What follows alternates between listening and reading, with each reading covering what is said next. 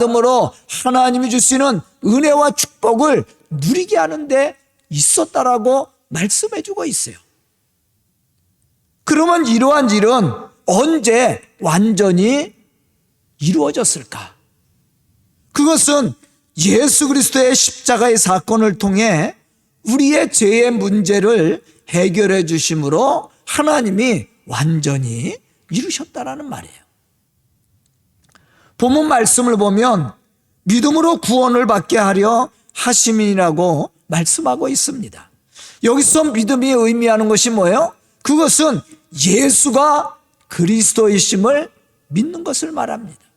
예수가 그리스도이심을 믿는 모든 사람들에게 무엇을 베풀어 주는 거예요? 구원이죠, 구원. 요한복음 3장 16절로부터 17절에 보면 이러한 사실에 대해서 우리에게 분명히 말씀해 주고 있어요. 하나님이 세상을 이처럼 사랑하사 독생자를 주셨으니 이는 그를 믿는 자마다, 그가 누구예요? 예수 그리스도를 믿는 자마다 멸망하지 않고 영생을 얻게 하려 하심이니라. 하나님이 그 아들을 세상에 보내신 것은 세상을 심판하려 하심이 아니요 세상을 구원하려 하심이니라. 아멘. 하나님이 독생자 예수 그리스도를 세상에 보내신 이유가 어디에 있어요? 그를 믿는 모든 사람들에게 구원을 베풀어 주기 위해서. 세상을 심판하려는 것이 아니라 예수 그리스도를 믿는 모든 사람들에게 구원을 베푸시기를 하나님은 원하셨다라는 거예요. 이것이 우리를 부르신 목적이고 예수 그리스도를 보내신 목적이기도 합니다. 저는 오늘 말씀을 듣는 우리 성도들이 우리를 부르신 하나님의 뜻을 분명히 깨닫고 그 뜻을 따라 순종함으로 구원의 축복을 받고 누릴 수 있는 그러한 믿음의 성도들이 다 될 수 있기를 주의 이름으로 축원합니다.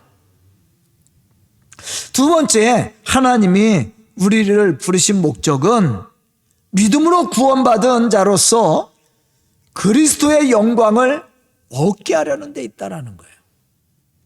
본문 14절에 보면 이러한 사실에 대해서 우리에게 말씀해 주고 있습니다. 이를 위하여 우리를 복음으로 너희를 부르사 우리 주 예수 그리스도의 영광을 얻게 하려 하심이라. 우리를 부르신 것은 바로 예수 그리스도를 통해서 제사함과 함께 구원을 받게 하려는 데 있었고 또 예수 그리스도를 통해서 예수 그리스도가 얻었던 그 영광의 축복을 우리도 받고 누릴 수 있도록 우리에게 허락해 주었다라는 거예요. 여기서 그리스도의 영광이란 부활 승천하신 예수 그리스도께서 소유하신 하늘의 영광을 의미하고 있습니다. 그러므로 예수 그리스도가 예수가 그리스도이심을 믿고 구원을 얻게 되는 모든 믿는 사람들은 예수 그리스도와 함께 얻게 되는 축복이 뭐예요? 하늘의 영광과 영생의 축복을 차지하는 하나님의 후사가 되었다라는 겁니다. 요한복음 1장 12절에 보면 이렇게 말씀하고 있어요. 영접하는 자, 곧 그 이름을 믿는 자들에게는, 그 이름이 누구예요? 예수죠. 예수가 그리스도이심을 믿는 자들에게는 하나님의 자녀가 되는 권세를 주셨으니 라고 말씀을 했어요. 우리가 예수 그리스도를 믿음으로 말미암아 얻게 되는 권세가 있습니다. 그게 뭐냐면 하나님의 자녀가 되는 권세예요. 우리가 제사함의 은총과 구원을 받는 것뿐만 아니라 하나님의 자녀가 되었다라는 거예요.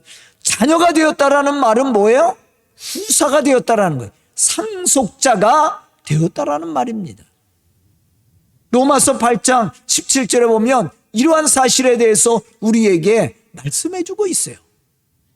자녀이면 또한 상속자 곧 하나님의 상속자요 그리스도와 함께 한 상속자니 우리가 그와 함께 영광을 받기 위하여 고난도 받아야 할지니라. 아멘. 자녀가 되었다라는 말은 뭐예요? 후사, 상속자가 되었다라는 거예요. 이 말씀에 보면 그리스도와 함께 상속자니 우리가 그와 함께 예수 그리스도와 함께 영광을 얻게 되었다고 말씀합니다. 이 말씀들을 보면 우리가 예수 그리스도를 믿음으로 얻게 되는 또 하나의 최고의 축복이 있음을 가르쳐주고 있죠. 그것은 하나님의 자녀가 되는 권세입니다. 이건 특권이에요. 여기서 우리가 하나님의 자녀가 되었다는 것은 무엇을 의미한다라고 그랬습니까? 하나님의 후사, 상속자가 되었다라는 거예요. 즉 우리가 예수 그리스도를 믿음으로써 제사함의 은총과 구원을 받게 되고 또 예수 그리스도와 함께 하늘의 영광과 그 축복을 누릴 수 있는 특권을 얻게 되었다라는 것을 우리에게 말씀해 주고 있습니다. 그럼 이러한 은혜와 특권을 받게 된 우리는 하나님의 부르심을 받은 믿음의 사람으로 어떠한 신앙의 모습을 갖추어야 되고 또 무엇을 우리가 해야 될까? 이러한 질문도 우리가 한번 해봐야 됩니다. 하나님이 우리를 세상 많은 사람들 가운데서 우리를 하나님의 자녀로 우리를 택하시고 불러주었어요. 그럼 우리가 하나님의 부르심을 받은 자로서 어떠한 신앙의 모습을 가져야 될까? 또 우리가 어떠한 일들을 해나가야 될까? 그것을 우리가 고민해 봐야 된다는 겁니다. 첫째, 우리가 어떠한 신앙의 모습을 가져야 될까? 그것은 하나님이 우리를 부르신 목적대로 거룩해야 된다는 거예요. 하나님이 어떻게 말씀해? 내가 거룩하니 너희도 거룩할지니라. 그렇게 말씀을 했어요. 또 우리를 성도라고 부르잖아요. 성도라는 말의 의미가 뭐예요? 구별되었다, 거룩하다는 뜻이에요. 왜냐하면 하나님이 우리를 부르신 목적이 여기에 있기 때문입니다. 본문 13절에 보면 하나님이 처음부터 너희를 택하사 성령으로 거룩하게 하셨으니라고 말씀하고 있어요.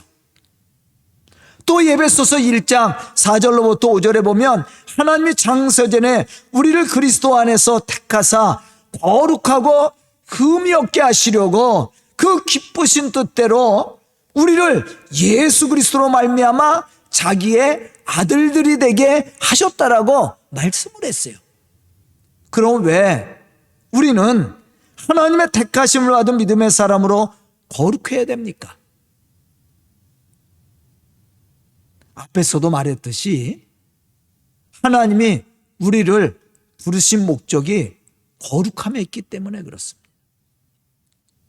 만약 우리가 하나님을 믿는 믿음의 사람으로 또 예수가 그리스도이심을 믿음으로 제사함의 은총과 구원을 받은 믿음의 사람으로 하나님의 거룩하심과 같이 거룩하지 못하고 여전히 죄를 짓고 죄를 범하고 불의를 행하고 불법을 행한다면 하나님의 부르심에 합당한 사람으로 우리가 쓰임받을 수 있겠느냐는 거예요.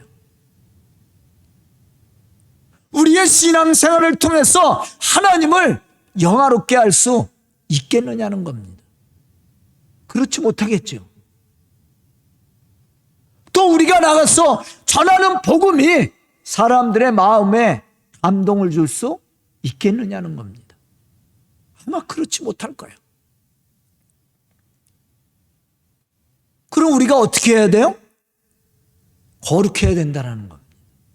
세상 사람들과 뭔가 구별되어 있었고 변화된 모습으로 우리가 세상 사람들에게 하나님의 살아계심을 전해야 되는 거예요. 그래야만이 우리가 전하는 복음이 사람들을 감동시킬 수 있고 또 우리의 신앙생활이 하나님을 영화롭게 함으로 하나님이 주시는 은혜와 축복을 누릴 수 있게 된다는 겁니다. 만약에 우리가 이러한 삶을 살지 못하고 여전히 우리가 예수를 믿는다고 하면서도 죄를 짓고 불법을 행하고 불의를 행한다면 이러한 사람은 하나님을 영화롭게 할 수 없는 사람입니다. 또 하나님의 부르심의 뜻을 깨닫지 못한 자로서 하나님의 말씀에 불순종하는 자가 되겠죠. 누가 하나님의 뜻을 깨닫고 하나님의 부르심의 목적을 이루어갈 수 있습니까? 그것은 하나님이 우리를 부르신 그 부르심의 목적에 따라 거룩하고 흠이 없는 신앙의 삶을 살려고 노력하는 사람이에요. 그 사람이 하나님을 영화롭게 할 수 있는 사람이죠. 또 교회의 좋은 일꾼이 되어서 교회를 통해서 역사하시고자 하는 하나님의 역사를 이루어가는 믿음의 사람이 되는 겁니다. 저는 오늘 말씀을 듣는 우리 성도들이 하나님이 우리를 부르신 목적에 따라 거룩함에 이르고 거룩한 삶을 통해 예수가 그리스도이심을 증거함으로 복음의 열매를 맺어가는 그러한 믿음의 성도들이 되어야 될 수 있기를 주의 이름으로 축원합니다. 그럼 두 번째 우리가 생각해야 될 일이 뭐예요? 우리가 이렇게 하나님의 부르심을 받고 거룩한 성도가 되었다면 우리가 또 해야 될 일이 있다라는 겁니다. 그것은 바로 복음 전하는 일이에요.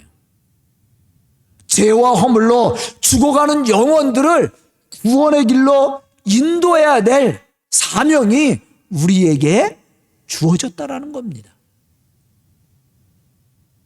이것이 우리를 부르신 하나님의 또 하나의 목적이기도 하죠.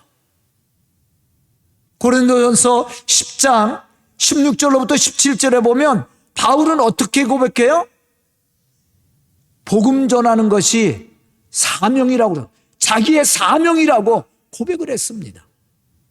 우리도 마찬가지입니다.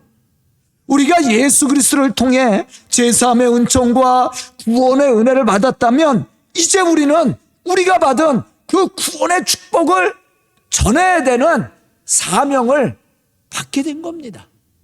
이것은 바울에게만 주어진 것이 아니에요. 예수님의 제자들에게만 주어진 것이 아니라 예수가 그리스도이심을 믿는 모든 사람들에게 주어진 사명입니다.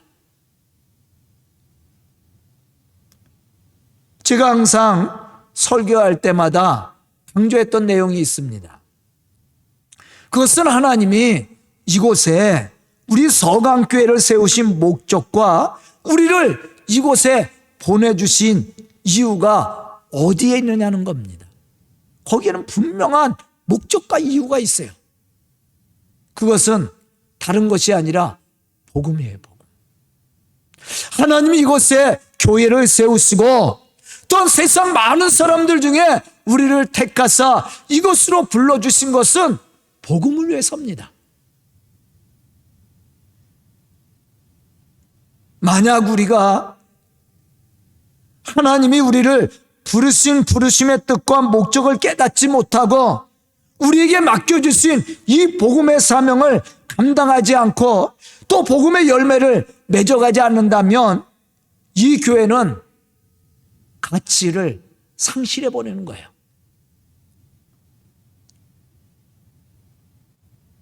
이곳에 교회가 있을 필요가 없어지는 거죠.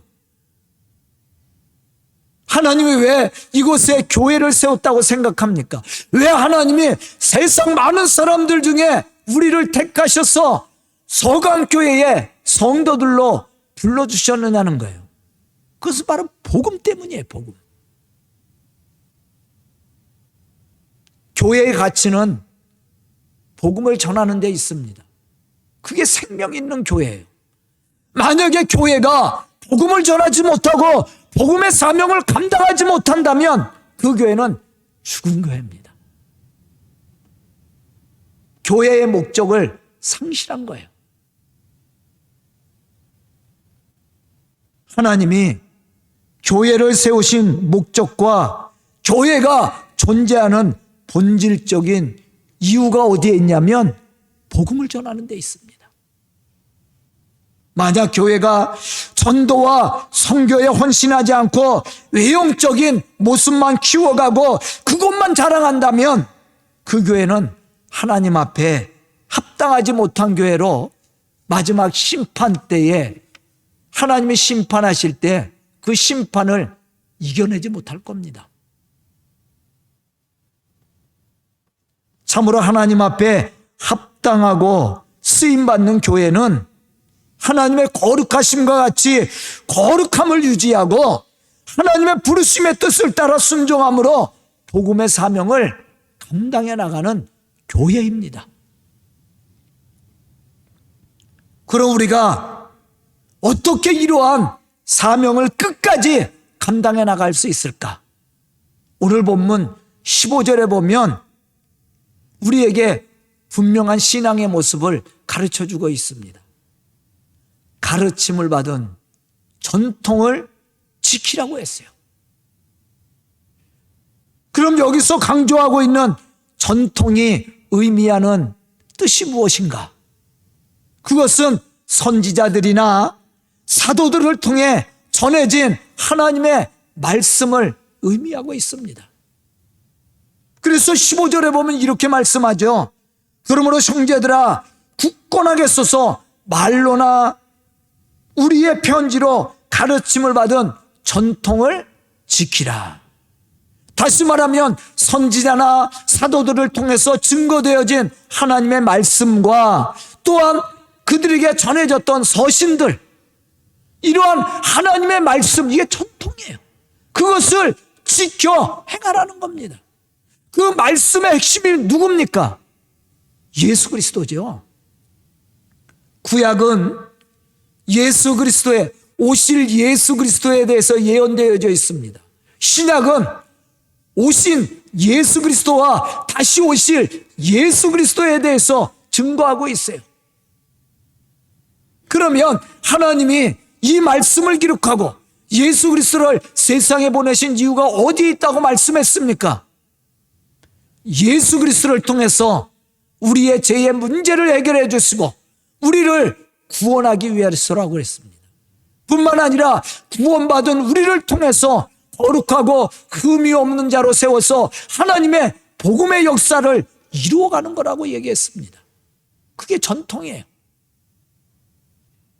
우리가 이러한 하나님의 뜻을 깨닫고 우리를 통해서 일하시고자 하는 하나님의 그 목적에 따라 우리가 하나님의 말씀을 지켜 행함으로 하나님의 거룩한 이 복음의 역사를 이루어나갈 때 그 교회가 하나님의 뜻하는 일을 이루어가는 교회요, 하나님의 전통을 세우는 교회요, 또한 하나님의 복음의 역사를 이루는 살아있는 교회가 될 수 있다라는 말입니다.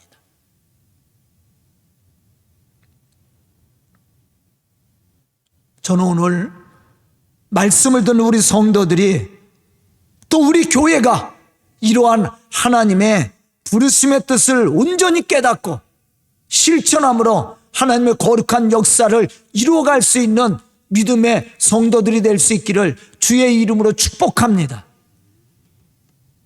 이것이 바로 살아있는 교회입니다.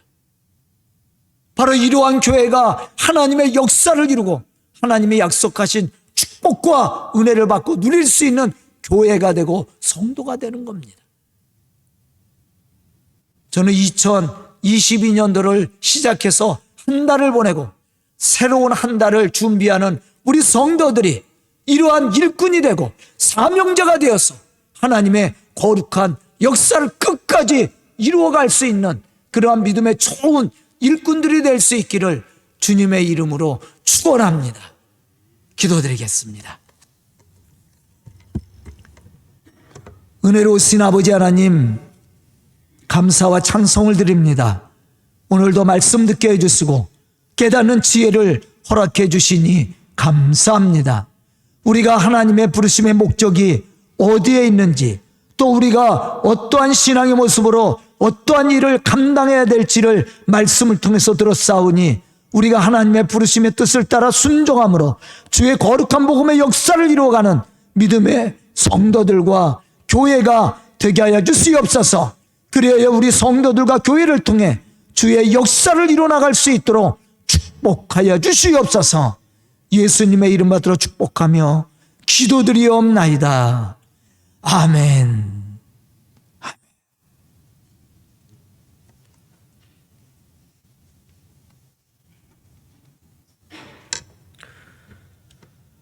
보험과 찬송, 찬송가 213장 찬양 들으시겠습니다.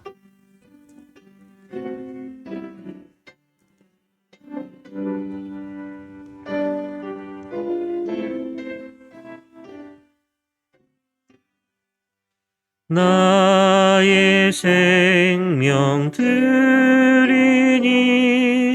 주여 받아 주셔서 세상 살아갈 동안 찬송하게 하소서. 손과 발을 드리니 주여 받아 주셔서 주의 이름 위하여 민첩하게 하소서. 나의 음성 들으니 주여 받아 주셔서 주의 진리 말씀만 전파하게 하소서. 나의 보안 드리니 주여 받아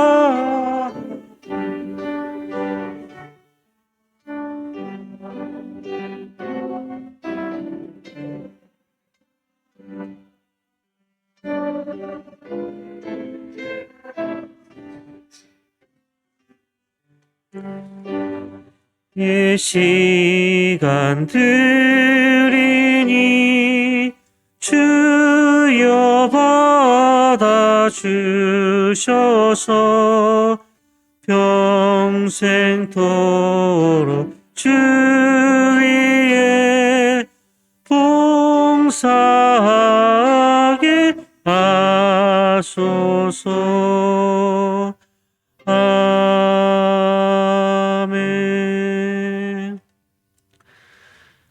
목사님 나오셔서 들으신 예물 위해 기도해 주시고 광고 전해 주시겠습니다.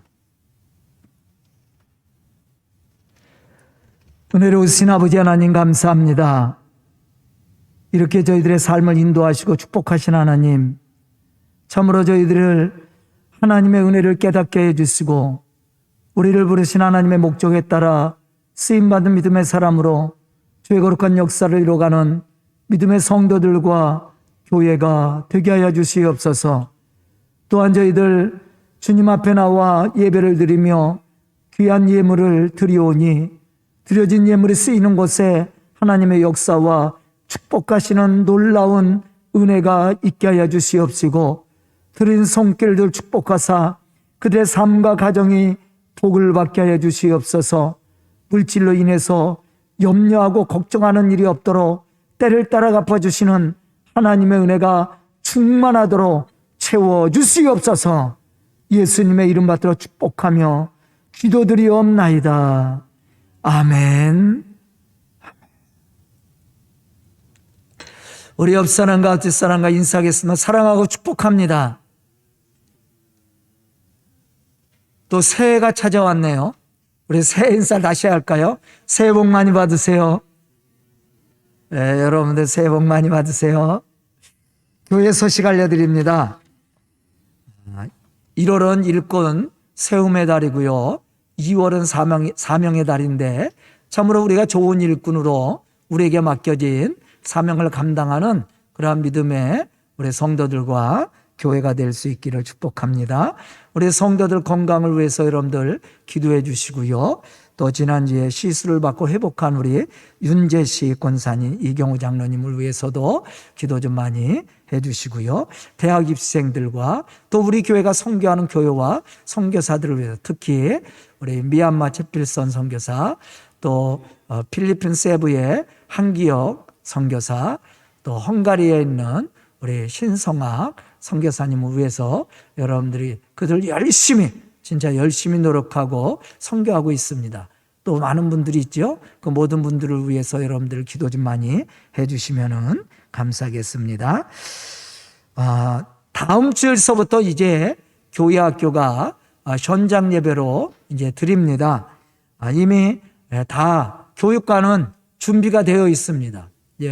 아이들이 예배 드릴 수 있는 준비가 완벽하게 되어 있어요. 그래서 다음 주에서부터는 이제 교육관에서 우리 교회학교 아이들이 예배를 드리기 시작할 텐데요. 여러분들 위해서 기도해 주시고요.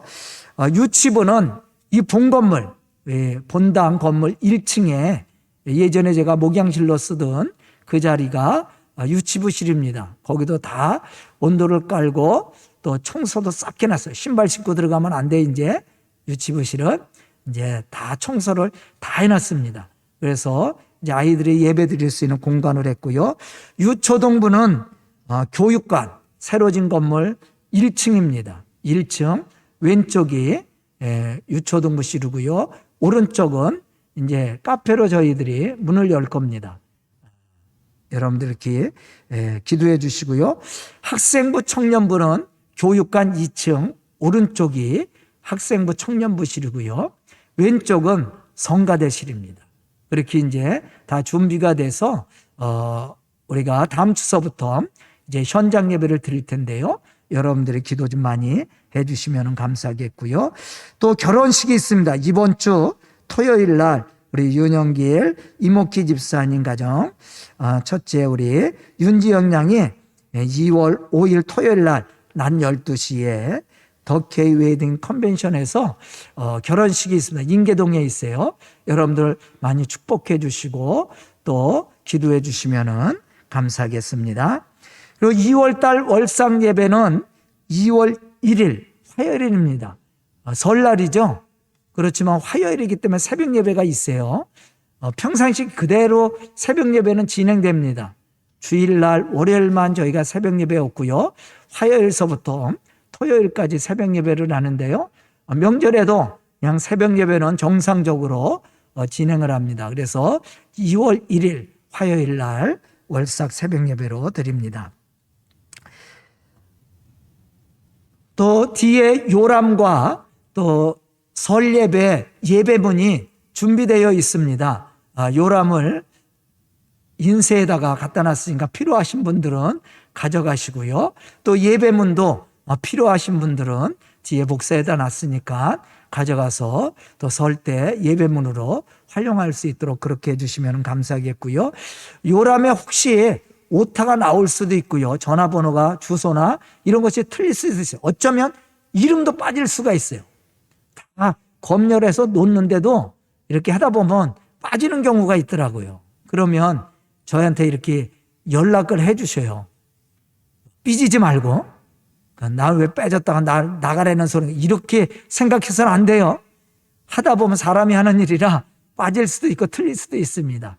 그러나 여러 번 이렇게 수정을 봐서 했으니까 여러분들이 이해해 주시고 요람을 활용할 수 있도록 하고요. 또 예배 문서도 가져갈 수 있길 바랍니다. 요즘 코로나가 확산세가 굉장히 심하죠. 여러분들 스스로가 조심해야 됩니다. 그리고 스스로 이렇게 동선이 같거나 확진자랑 같이 교제가 있었다면 하루 쉬었다가 그렇게 예배 나오면 돼요. 오늘도 사실은 여러 가정이 저한테 전화를 했어요. 이렇게 확진이 된 건 아닌데 확진자랑 음식을 먹었다든가 또 이렇게 손주가 유치원 가서 걔는 음성으로 나왔는데 걔랑 같이 놀았던 아이가 확진이 돼갖고 또 다 식구들이 다 검사를 받아야 됐다고. 그래서 오늘 검사 결과 오늘 나와서 또 못 나오는 가정들도 여러 가정이 있어요. 요즘 이제 유치원이나 학교 같은 데서 확진자가 많이 나오죠. 청소년에서. 그럴 때는 여러분들이 스스로 이렇게 자가격리를 해야 됩니다. 옆 사람을 위해서라도 그렇게 해서 우리가 예배 드리는데 문제가 되지 않도록 스스로 건강 유지하시고 또 조심할 수 있기를 바라겠습니다. 강당 꽃꽂이 노중건 집사님 생일을 맞이해서 권서연, 권태수 청년 생일을 맞이해서 이렇게 강단에 아름답게 꽃을 장식해 주었는데요. 그 가정에 꽃과 같이 아름다움과 향기로움이 있어서 하나님을 영화롭게 할 뿐만 아니라 또 많은 사람들에게 이렇게 아름다움과 향기로움을 나눠주는 복된 가정, 복된 부부, 복된 청년과 또 자녀들이 될 수 있기를 주의 이름으로 축복합니다.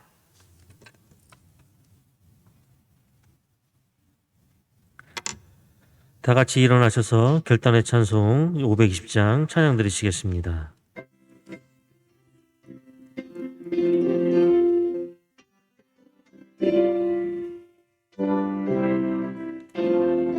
듣는 사람마다 복음 전하여 복스러운 소식 두루 퍼치세. 모든 사람에게 전할 소식은 어느 누구나 오라. 어느 누구나 주께 나오라. 어서 와서 주의 말씀 들으라. 하늘 아버지가 오라시니 어느 누구나 오라. 모든 사람들은 짖지 말고서 문 열었을 때에 들어오시오. 생명길은 오직 구주 예수니 어느 누구나 오라.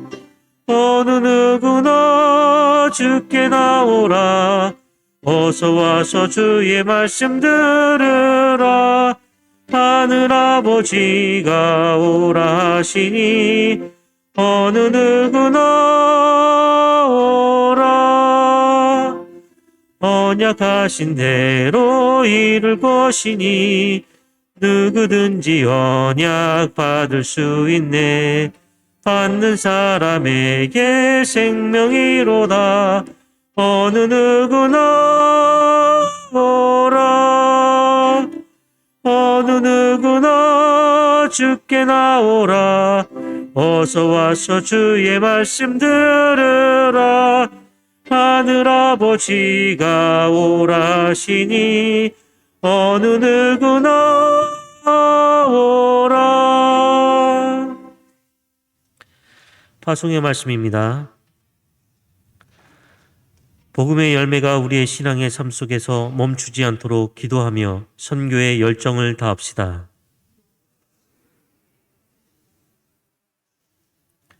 하나님의 선하신 증거들이 우리의 삶의 현장에서 열매가 되도록 일하는 일꾼이 됩시다. 우리를 향하신 하나님의 뜻이 무엇인지 늘 묵상하며 헌신하는 하나님의 선한 일꾼으로 일하겠습니다. 아멘. 목사님 나오셔서 축도해 주시겠습니다.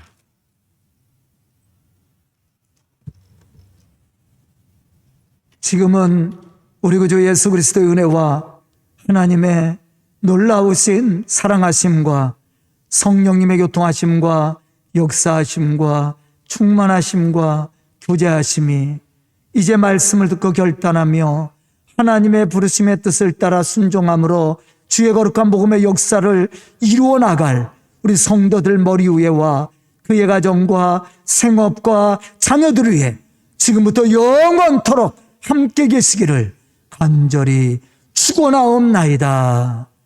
아멘.